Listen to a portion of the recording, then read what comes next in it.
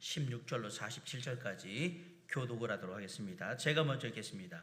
군인들이 예수를 끌고 브라이도리온이라는 뜰 안으로 들어가서 온 군대를 모으고 경내하여 이르되 유대인의 왕이여 평안할지어다 하고 희롱을 당한 후 자색 옷을 벗기고 도로 그의 옷을 입히고 십자가에 못 박으려고 끌고 나가니라.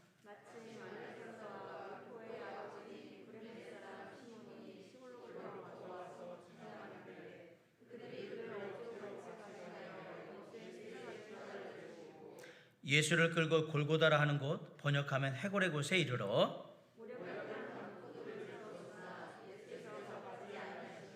십자가에 못 박고 그 옷을 나눌새 누가 어느 것을 가질까 하여 제비를 뽑더라. 그 위에 있는 죄패에 유대인의 왕이라 썼고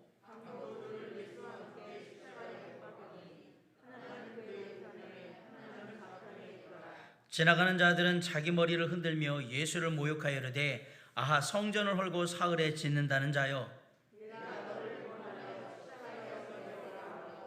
그와 같이 대제장들도 서기관들과 함께 희롱하며 서로 말하되 그가 남은 구원하였을 때 자기는 구원할 수 없도다.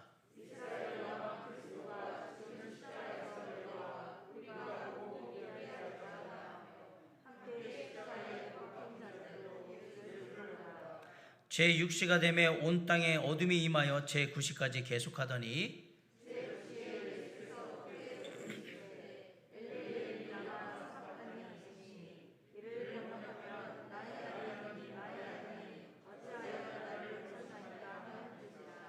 곁에 섰던 자 중 어떤 이들이 듣고 이르되 보라 엘리야를 부른다 하고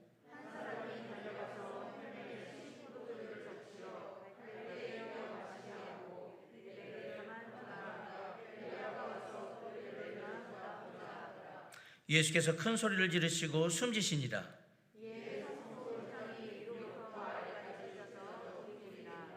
예수를 향하여 섰던 백부장이 그렇게 숨지심을 보고 이르되 이 사람은 진실로 하나님의 아들이었도다 하더라.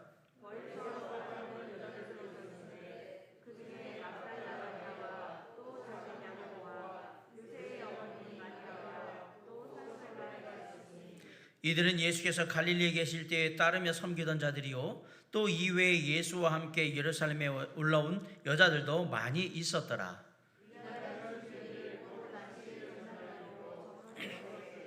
아리마대 사람 요셉이 와서 당돌이 빌라도에게 들어가 예수의 시체를 달라 하니 이 사람은 존경받는 공회원이요 하나님의 나라를 기다리는 자라.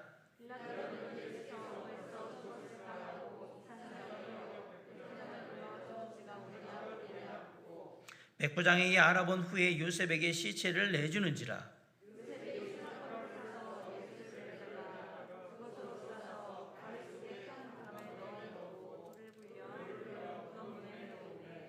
막달라 마리아와 요새의 어머니 마리아가 예수 둔 곳을 보더라. 아멘. 사랑과 은혜가 풍성하신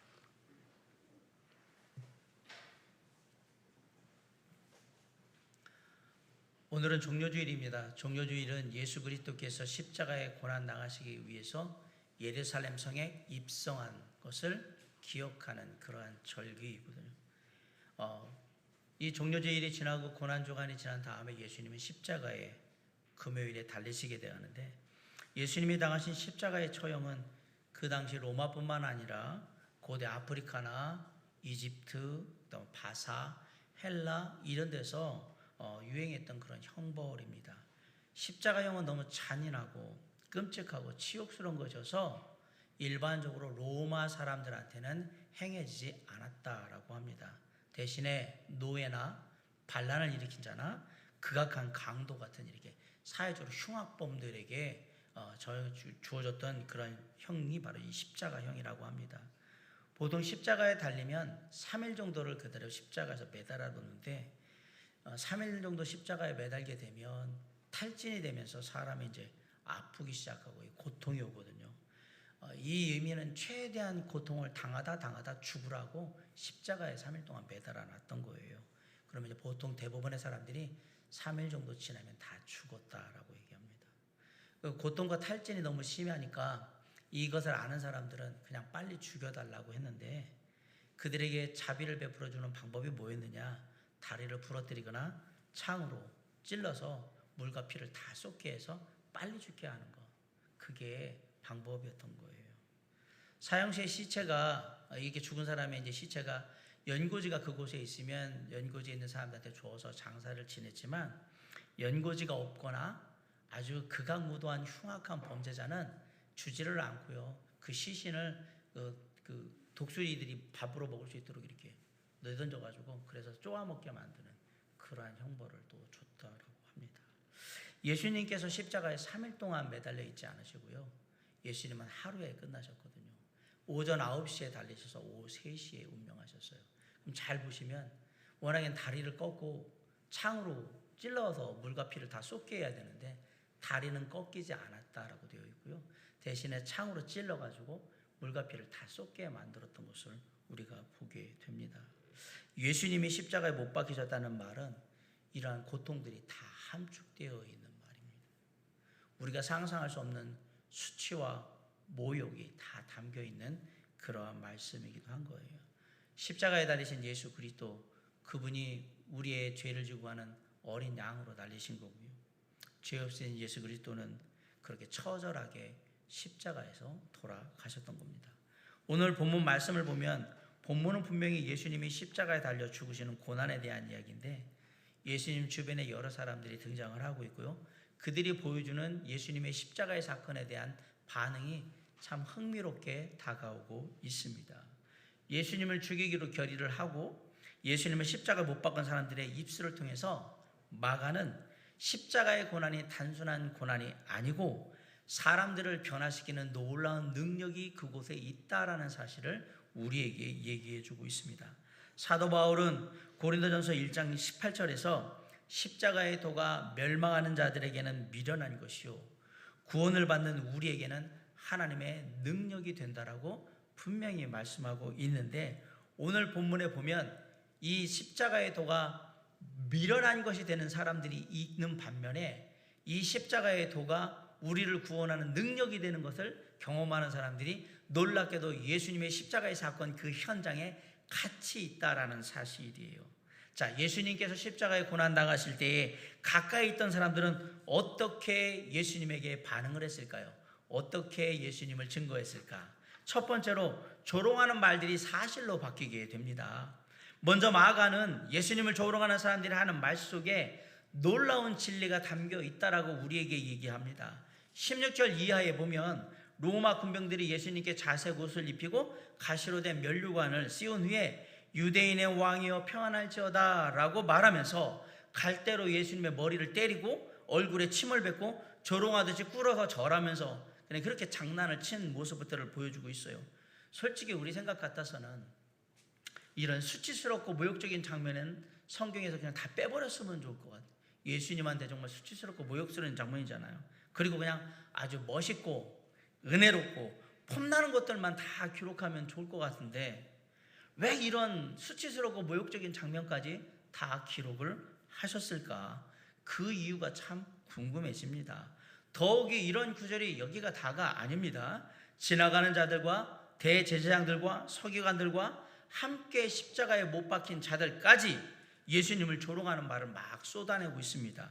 29절로 32절에 보면 어떻게 조롱했는지 그 내용이 나오는데 자, 우리 29절로 32절까지 한번 읽어봅시다. 시작. 지나가는 자들은 자기 머리를 흔들며 예수를 모욕하여 이르되 아하 성전을 헐고 사흘에 짓는다는 자여. 30절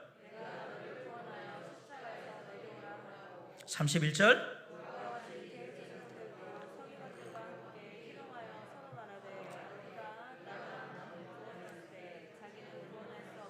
32절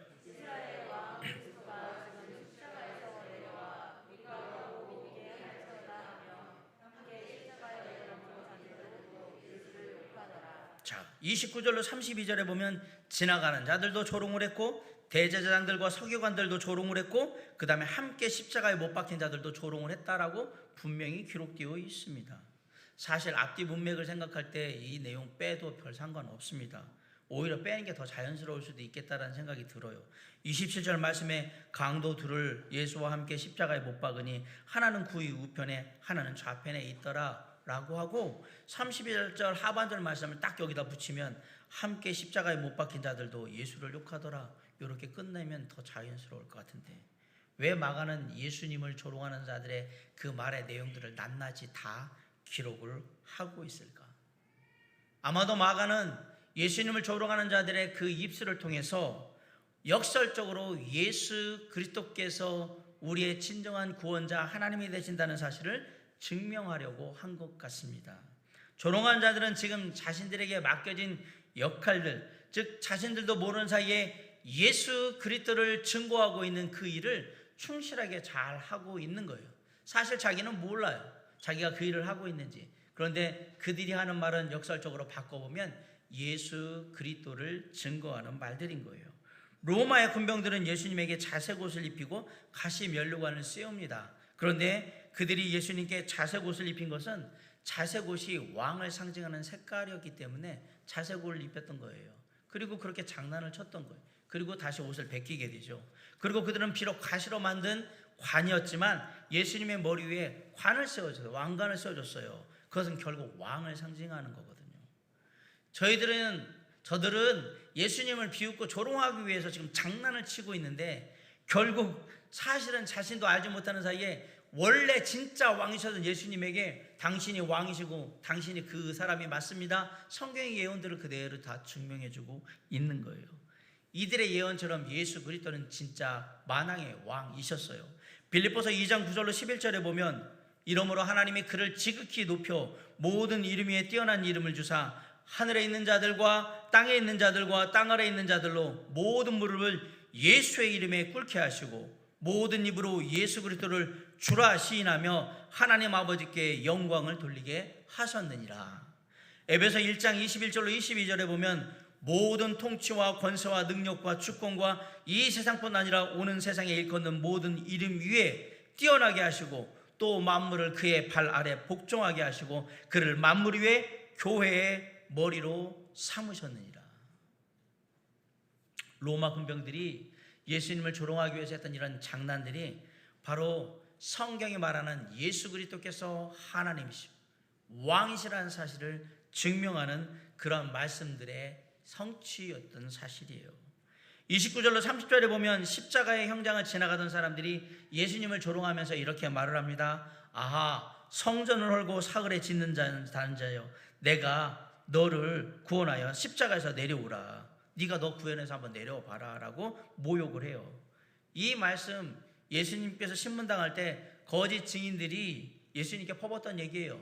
성전을 다 허물고 3일 만에 다시 세운다고 그랬다고, 이런 거짓말을 했다라고 계속해서 했던 얘기를 그대로 다 증명하고 있어요. 이 말을 지나가던 사람들이 다시 한번 상기시켜 준 겁니다. 그들은 이 말이 너무 우스꽝스러운 거예요. 3일 만에 어떻게 다 헐고 다죠? 이건 정신병자나 하는 얘기지 라고 생각하면서 말하고 있는데, 그런 조롱의 의미로 지금 얘기를 한 거예요. 성전을 3일 만에 헐고 다 짓는다고 했다라고 얘기할 때, 정작 예수님께서는 죽은 지 4월 만에 부활하심으로 당신의 말씀을 증명하셨습니다. 성전이 어디입니까? 성전이? 교회가 성전입니까? 아니요. 하나님 예수 그리스도를 모신 모든 지체는 다 성전이에요. 너희가 성전인 것과 하나님의 성령이 너희 안에 거하시는 것을 알지 못하느냐. 예수 그리스도를 모신 모든 사람들은 다 성전이에요. 봐요, 사흘에 헐고 다시 씻는다고 얘기하잖아요. 이 말이 무슨 말일까? 유대의 율법에 근거한 낡은 성전의 개념이 이제 사라지고 예수 그리스도를 모신 자들이 하나님께 예배하는 새로운 생명 공동체, 신앙 공동체, 교회, 그리고 믿는 자들을 지금 얘기해 주려고 하는 거예요. 그게 이루어질 거라는 거거든요. 그리고 그 말씀은 이루어지게 됩니다. 마가는 조롱하는 자들의 입술을 통해서 예수 그리스도가 왕이시고 예수 그리스도께서 부활을 기초로 이 땅에 세우신 기관이 바로 교회라는 사실을 우리에게 말씀하고 있는 거예요. 또한 31절에서 대제사장들은 서기관들과 함께 예수님을 조롱합니다. 그가 남은 구원하였을 때 자기는 구원할 수 없도다.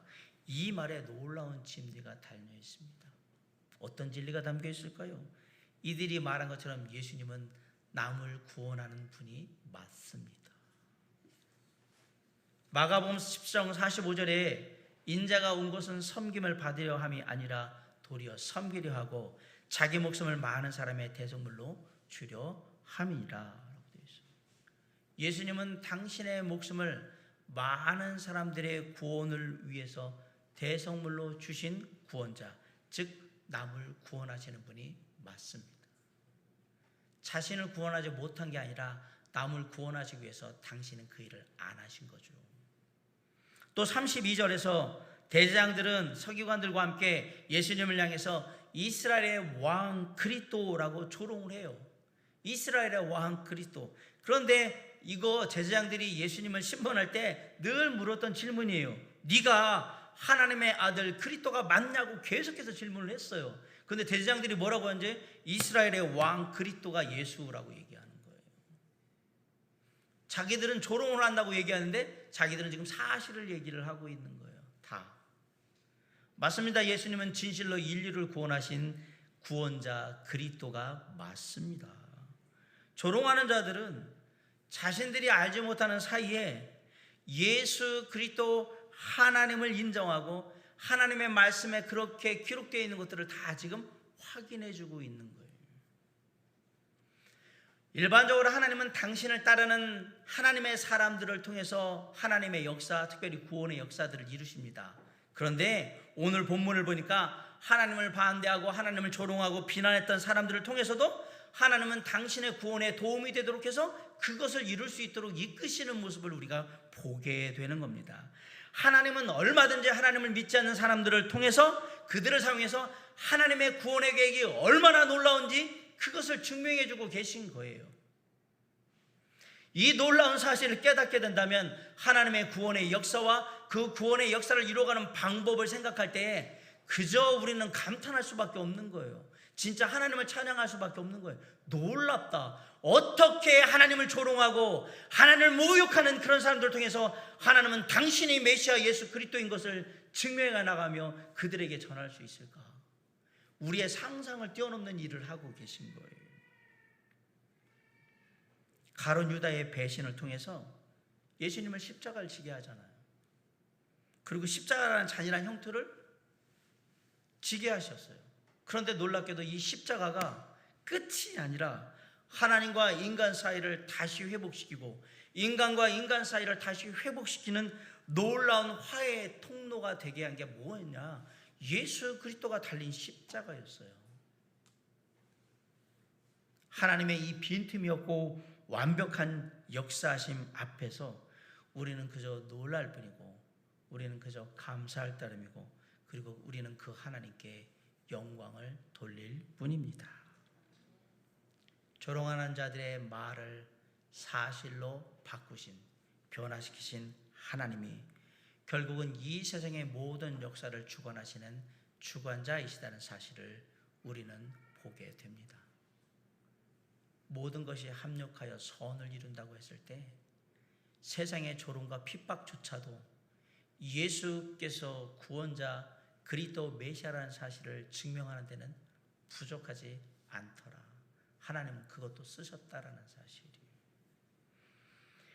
영국의 유명한 저널리스트였던 프랭크 모리스라는 사람이 사람들이 예수 그리스도를 믿는 그런 모습들을 보면서 내가 예수라는 인물이 역사적으로 실존했던 인물이라는 것은 내가 인정하겠지만 예수의 죽음과 그 부활이 우리에게 그것을 믿는 사람들이 생각하는 만큼 그렇게 대단한 의미를 가진 건 아니라고 생각했기 때문에 예수 믿는 사람들의 그 생각들은 너무나 추상적이고 그리고 그들의 믿음은 아주 맹목적이며 그리고 그들이 주장하는 교리적인 부분도 상식을 벗어나는 것들이 많이 있기 때문에 내가 이제는 그들의 그런 잘못된 생각들을 바로잡아서 허황되게 예수를 믿는 일은 없도록 만들어야 되겠다라고 생각해서 저널리스트로서, 이 글을 쓰는 사람으로서의 그 분석력을 가지고 대형 도서관에 가서, 박물관에 가서, 그리고 세계 여러 곳에, 유럽에 있는 곳에 다니면서 자료들을 다 모아옵니다. 예수의 죽음과 부활, 그의 생애에 대한 자료들을 다 모아서 하나씩 연구를 하기 시작했어요. 이 자료를 연구하면 연구할수록 예수라는 인물이 얼마나 허황된 인물인지, 전설, 신화 같은 그런 존재이고, 그냥 우리가 그렇게 옛날에 얘기로 웃어 넘길 수 있는 그런 사람밖에 안 될 거라는 생각에서 글을 쓰기 시작했고, 그래서 연구를 하기 시작했단 말이에요. 근데 시간이 지나면 지날수록 이 프랭크 모리슨이 고민에 잠깁니다. 왜? 믿지 않는 사람들이 썼던 많은 기록들도 봤는데, 그들의 기록과 여러 가지 사실들을 종합해 볼 때 예수는 진정 살아계셨던 인물이고, 그 예수 그리스도가 많은 사람들을 위해서 십자가에 달려 죽으셨고, 그리고 죽은 지 사흘 만에 부활한 사실 또한 역사적인 사실이라는 것을 알게 된 거예요. 깨닫게 된 거예요. 그 순간 이 프랭크 모리슨은 예수님 앞에 나아가서 자신의 죄악됨과 예수님이 자신의 구원자라는 걸 고백하고 예수를 믿게 됩니다. 처음에 책을 쓸 때는 그렇게 쓰려고 했던 게 아니었는데, 결국 그 책은 예수의 부활과 죽음에 대한 허구성, 거짓됨을 증명하려는 목적에서 벗어나 예수 그리스도에 대한 사실과 부활의 진실성을 증명하는 유명한 고전적인 그 변증서가 되었어요. 그 책이 우리가 잘 아는 누가 돌을 옮겼는가라는 책이에요. 여러분도 그 책을 보시면 놀랍게도 예수님의 부활에 대한 역사적인 사실들, 그것이 얼마나 철저한 고증 가운데 이루어지고 있는가를 보게 될 거예요. 인간이 아무리 교만함을 터져서 그 도를 넘어서 하나님을 떠난다고 할지라도, 그리고 그 인간들이 막 내뱉는 말들 속에 놀랍게도 진리가 담겨 있는 거예요. 그리고 그것은 곧 하나님이 원하시는 구원으로 이끄는 길이 되기도 하더라라는 사실을 알게 될 때 얼마나 놀랍냐라는 사실.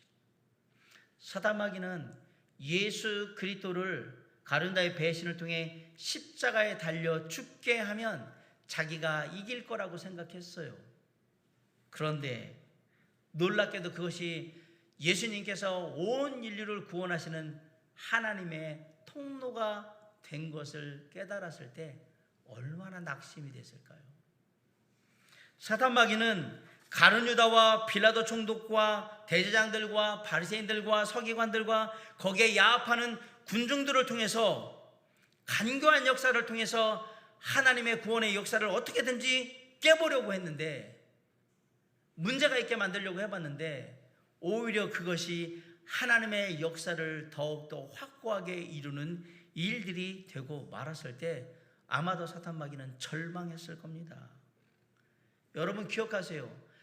하나님의 뜻을 거스르는 모든 이 땅의 인간들의 역사는 다 하나님이 바꿔서 하나님의 은혜의 통로, 구원의 통로, 역사의 통로로 사용하실 수 있다라는 사실입니다. 그것이 오늘 본문이 우리에게 주는 첫 번째 교훈이에요. 조롱하는 말들이 사실로 바뀌게 되는 그 놀라운 사실들을 우리가 하나님의 말씀을 통해서 확인하게 될 때 우리는 하나님께 영광과 찬양을 돌리는 하나님의 자녀로 살게 될 것입니다. 첫 번째로 가까이 있던 사람들이 예수 그리스도를 통해서 증거했던 것이 뭐냐? 조롱하던 말이 사실로 바뀌게 된 거예요. 두 번째, 핍박이 믿음으로 바뀌게 됩니다. 오늘 본문에 보면 가룟유다나 대제장들과 지나가는 사람들처럼 예수님을 조롱했던 정말 세상에서 가장 불행한 사람들의 이야기만 나오는 게 아닙니다. 그와 반대로 처음에는 예수님을 핍박했지만 십자가의 사건을 직접 경험하고 난 다음에 변화되어서 참된 믿음을 가진 사람들의 이야기도 나옵니다.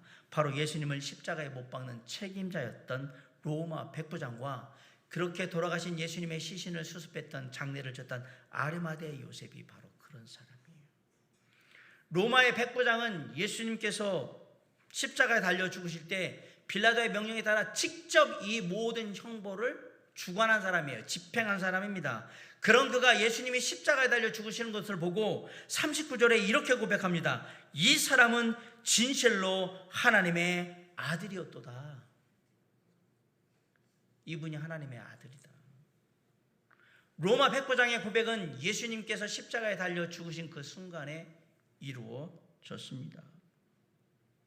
십자가에 달려 죽으신 예수님을 바라볼 때 지금까지의 모든 과정을 다 보고 지금 돌아가신 예수님을 바라볼 때 이분은 단순한 죄인으로 여기에 달리신 게 아니라는 것을 깨달았어요.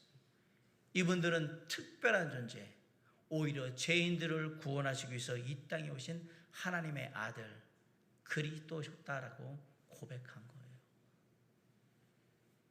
마가는 예수 그리스도의 십자가의 고난의 이야기를 통해서 가장 그 클라이막스 절정의 순간에 예수님의 처형을 담당했던 로마 백부장 이방인의 입술을 통해서 예수 그리스도께서 세상의 모든 죄를 대신 지시고 구원하기 위해서 오신 하나님의 아들 독생자이신 것을 지금 증거하고 있는 겁니다. 조금 전까지만 해도 예수님 십자가에 달려고 못 박고 세우고 창으로 찌른 이 모든 일을 주관했던 직접 집행했던 로마의 백부장이 예수님한테는 1도 관심이 없었던 이 로마의 백부장이 지금 예수님의 십자가의 죽음을 보면서 변화됐어요. 그리고 놀랍게도 복음의 핵심 하나님의 아들이신 구원자 예수 그리스도를 지금 증거하고 있는 거예요. 조금 전까지 아무 상관없었어요. 예수님은 그냥 달려서 창으로 찔러가지고 물가피 쏟고 빨리 죽이는 게 자기가 해야 하는 일이었단 말이에요. 그런데 예수님이 돌아가시고 나서 그 모습을 보고 예수님은 하나님의 아들 구원자 독생자 예수 그리스도라고 지금 얘기하고 있는 거예요. 이것이 예수 그리스도의 십자가의 능력입니다. 아까 제가 말씀드렸죠. 고린도전서 1장 18절 십자가의 도가 멸망하는 자들에게는 미련한 것이요. 제가 이미 조롱하는 말을 했던 그 미련한 사람들의 얘기는 다 했어요. 뒤에 구원을 받는 우리에게는 하나님의 능력이라. 로마 백부장에게는 하나님의 능력이 된 거예요. 십자가가. 사도 바울은 로마가 기독교의 복음을 통해서 변할 거라는 것을 알고 있었어요. 그리고 그 로마가 기독교 문화를 융성하게 이룰 거라는 것도 알고 있었습니다.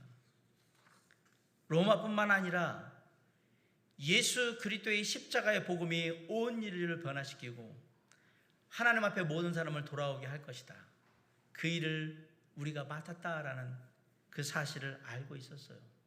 그 시작이 어디서부터 시작이냐? 사도행전 1장 8절 오직 성령이 너에게 임하시면 너희가 권능을 받고 예루살렘과 온 유다와 사마리아와 땅끝까지 이르러 내 증인이 되리라 하시니라. 여기부터 시작인 거예요. 땅끝까지 다 바뀌는 거예요. 실제로 250년 동안 혹독하게 기독교를 박해했습니다. 로마가. 그런 로마가 마침내 기독교를 국교로 인정합니다. 그리고 기독교 문화를 이룹니다. 예수 그리스도의 십자가의 능력이 마침내 승리한 것입니다. 아리마대 요셉도 이러한 예수 그리스도의 십자가의 능력으로 변화된 사람 중에 하나예요. 그는 존경받는 사내들인 공회의 의원이었습니다. 사내들이는 지금 우리나라 말하면 국회 같은 거라고 생각하시면 돼요. 그런데 마가는 사내들인의 의원 모두들이 예수님을 정죄하는 데 찬성했다라고 마가복음 14장 55절에서 얘기했어요. 이 말은 무슨 얘기냐면 아리마대 요셉도 처음에는 예수님을 정죄하는 것에 대해서 찬성하는 입장이었다라는 얘기입니다. 그렇죠. 누가 국회의원 신분을 다 버리고 세상 사람들이 욕을 들으면서 나 예수 믿는다고 누가 하겠어요. 그냥 조용히 입 다물고만 있으면 내가 다 누릴 수 있는 그런 사람인데, 최소한 예수님을 정죄하자는 것에 대해서 아리마대 요셉은 반대는 하지 않았어요. 아리마대 요셉 또한 처음에는 예수님을 정죄하는 것에 찬성하고 그 그 일에 마음을 같이 했던 사람이란 말입니다. 그런데 아리마대 요셉이 오히려 나중에는 예수님의 편에 서서 빌라도에게 담대히 나아가서 예수님의 시신을 제가 장례 지내기 원하니까 달라고 그렇게 요청을 합니다. 그리고 그렇게 받은 시신을 세마포에 잘 싸서 바위를 파가지고 만든 무덤에 장사를 지내고 돌을 굴려서 그 무덤의 문을 닫아 놓습니다. 예수님이 죽어야 된다라고 생각하고 예수님을 정죄하면서 결국 예수님을 죽게끔 만들었던 사람이 이제는 반대로 그 예수 그리스도의 시신을 가져다가 장례식을 치르고 이제는 주님의 나라를 기다리는 사람이 되어버린 거예요. 마가는 십자가의 사건 이전의 아리마대 요셉과 십자가의 사건 이후의 아리마대 요셉의 모습은 완전히 다르다라고 지금 얘기하는 겁니다. 십자가가 사람을 바꾼 거예요. 핍박했던 사람이 믿음의 사람이 된 거예요. 위대한 교부로 일컬어지는 어거스틴이 예수를 믿기 전에, 하나님을 믿기 전에 젊은 시절에 방탕한 생활을 했습니다. 집을 나와가지고 나쁜 짓을 하러 돌아다니고 안 좋은 사람들하고 어울려 다니고 맨날 하는 게 술 먹고 또 술집에 있는 여자들하고 놀고 그게 그냥 정평상의 일이었습니다. 그렇게 해서 한 여자와 동거하는 가운데 아들도 낳았어요. 그렇게 여기저기를 떠돌던 어거스틴이 32살에 이태리의 밀라노에 갔다가 거기서 유명한 교부인 암브로스가 하는 구원의 은혜에 대한 예수 그리스도의 십자가의 복음에 대한 설교를 듣고 자신이 죄인인 것을 깨닫고 그 죄를 위해 십자가에 달려 죽으신 분이 예수 그리스도라는 사실을 믿게 되어 회심을 했단 말이에요. 그리고 그 다음부터 열심히 성경을 읽고 주님께 기도하며 그리고 신앙생활하면서 사람들에게 예수 그리스도에 대해서 전하기 시작합니다. 그러다가 옛날에 자주 갔던 술집이 있는 골목을 지나가게 되는데 우연히 그런 어거스틴을 기억한 술집 여주인이 나와서 어거스틴 오래간만인데 요즘은 왜 안 오냐고 물어봤어요. 그때 어거스틴이 뭐라고 대답했냐면 이전에 어거스틴은 죽었습니다. 그리고 저는 이제 새로운 피조물이 되었습니다. 십자가의 은혜로 이전의 어거스틴은 죽었고 이제 지금의 어거스틴은 주님 안에 있는 그리스도 안에 있는 새로운 피조물 된 어거스틴이라고 얘기를 한 거예요. 예수 그리스도의 십자가에는 완악한 인간을 새로운 피조물로 바꿀 수 있는 놀라운 은혜와 능력이 있었던 겁니다. 고린도후서 5장 17절 그런즉 누구든지 그리스도 안에 있으면 새로운 피조물이라 이전 것은 지나갔으니 보라 새 것이 되었도다. 어거스틴이 그 얘기한 거예요. 저는 새로운 피조물이 되었습니다. 가장 비참한 십자가의 죽음을 당하셨지만 예수 그리스도로 말미암아서 모든 죄에 대한 대가가 지불이 되었고요. 사망의 권세가 깨지게 되었고요. 우리는 죄로부터 죽음으로부터 자유함을 믿는 자들은 갖게 된 것입니다. 예수 그리스도의 십자가의 죽음은 모든 것을 변화시키는 위대한 능력이요 놀라운 은혜인 것입니다. 두 친구가 만났습니다. 한 친구는 예수님을 믿는 그리스도인이었고요. 한 친구는 불신자였어요.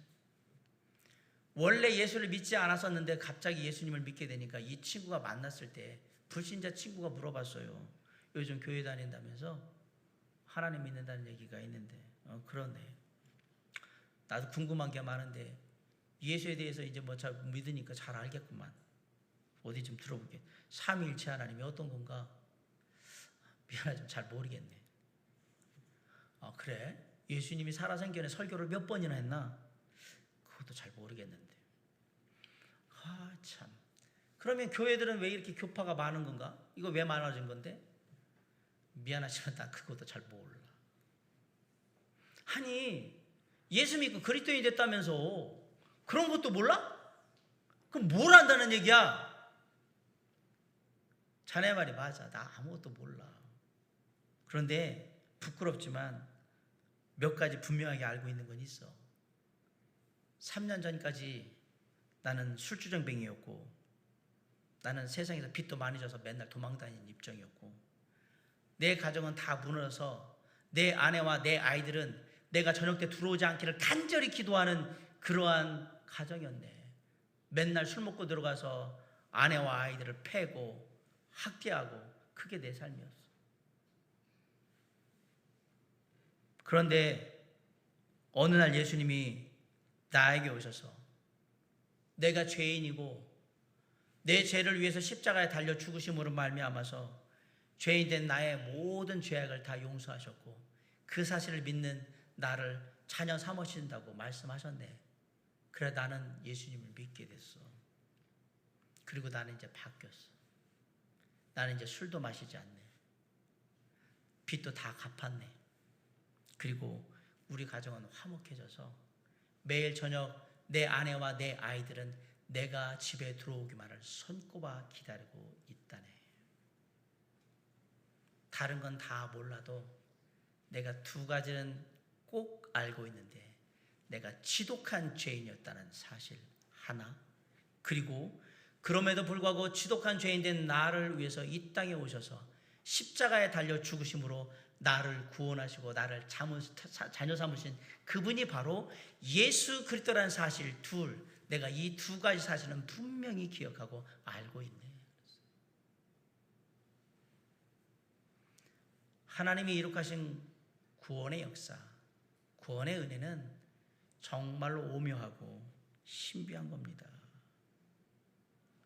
누가 어떻게 바뀌었을까? 저는 고등학교 2학년 때까지 내가 차라리 절을 다니지 교회는 안 다닌다라고 굳게 다짐했던 사람입니다. 교회 다니는 애들 주변에 많았는데 피식피식 조롱하면서 비웃고 그랬던 사람이에요. 저희 학교 미션스쿨인데, 미션스쿨에서 한 달에 한 번씩 대예배를 드렸는데 4개 학교가 다 모여서, 여중, 여고, 남중, 남고 다 모여서 그때 찬송 듣는 게 그렇게 지겨웠고 저 설교 듣는 게 그렇게 싫었던 사람이에요. 그래서 찬송 나오면 찬송가 가서 바꿔서 예수야 예수야 이리 오너라 그렇게 얘기했던 사람이에요. 그런 제가 지금 여기서 하나님의 말씀을 전하며 설교하고 있잖아요. 예수 그리스도의 구원의 역사는 놀랍고 신비한 것입니다. 저만 그랬습니까? 여러분도 그러지 않았습니까? 예수 그리스도를 만나기 전에 저하고 똑같이 그렇게 하지 않았습니까? 누가 여러분이 예수를 믿을 거라고 생각했겠습니까? 여기서 태어나면서부터 자라면서부터 나는 예수를 믿을 거라고 생각했고, 모태신앙에서 그런 영이 아닌 사람, 저같이 나이 든 사람 중에서 그런 사람들은 없을 거예요. 대부분 저 같았을 거예요. 교회 다니는 사람들, 예수 믿는다는 사람들, 그 사람들 하면 비웃고 조롱하며 욕하고 웃긴다고 생각하고 우습게 생각했던 그러한 사람들이었어요. 그런 죄가 변하여서 지금 예수를 믿으라고 복음을 전하고 있잖아요. 이게 어떻게 인간의 능력으로 될 수 있는 일입니까? 하나님의 은혜와 능력, 예수 그리스도의 십자가의 은혜가 없이는 절대로 이루어질 수 없는 일이 이루어진 거예요. 그래서 하나님의 구원의 그 놀라운 역사는 신비하고도 오묘한 것입니다. 우리가 알 수가 없거든요.